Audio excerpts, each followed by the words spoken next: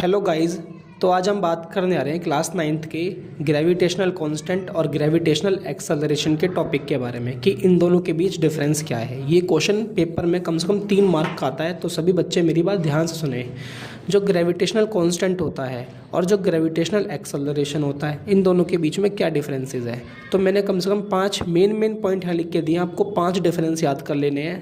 पहला डिफरेंस ये है कि ग्रेविटेशनल कांस्टेंट को हम डिनोट करते हैं कैपिटल जी से, और यदि हम ग्रेविटेशनल एक्सेलरेशन की बात करें तो उसको डिनोट किया जाता है हम स्मॉल जी से।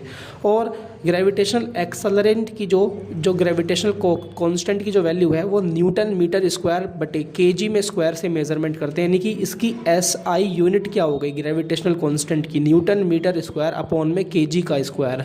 और ग्रेविटेशनल एक्सेलरेशन को हम नॉर्मली एक्सेलरेशन भी अगर मेज़र करें तो उसकी एसआई यूनिट होती है मीटर पर सेकेंड का स्क्वायर होती है।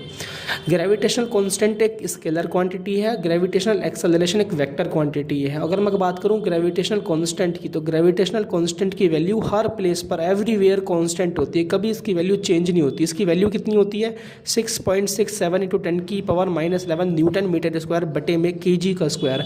अगर मैं बात करता हूँ ग्रेविटेशनल एक्सेलरेशन की, तो इसकी वैल्यू डिपेंड होती है प्लेस पर, इसीलिए इसकी वैल्यू कितनी है 9.8 मीटर पर सेकेंड स्क्वायर। तो आप सभी को ये दोनों डिफरेंसेस याद कर लेने हैं, पेपर के रिगार्डिंग बहुत इंपॉर्टेंट है ये दोनों टॉपिक।